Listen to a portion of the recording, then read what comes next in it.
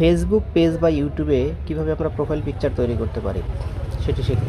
প্রথমে হচ্ছে আমরা গুগল সার্চ বারে গিয়ে হচ্ছে যে পিকচারগুলো প্রয়োজন হবে সেই ছবিগুলো আমরা নিয়ে আসবো। তো প্রথমে আমাদের একটি বাল্ব নেব, আমরা একটা পেজ তৈরি করব, পেজ প্রোফাইল।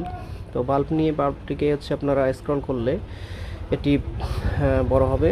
বড় হলে সেখানে চাপ দিয়ে ধরলে ডাউনলোড অপশন আসবে, ছবি ডাউনলোড করুন, এখানে ক্লিক দিলেই ছবিটি ডাউনলোড হয়ে যাবে।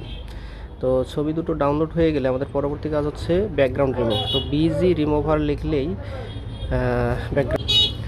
এরপর আমরা হচ্ছে আপলোড ইমেজে ক্লিক দিয়ে যে পিকচারটি নিচ্ছে সেটিকে ক্লিক করব এবং সাইডে দেখেন হচ্ছে ডান লেখা আছে, সেই ডানে ক্লিক করলেই পিকচারটি অটোমেটিকলি ব্যাকগ্রাউন্ড রিমুভ হয়ে যাবে।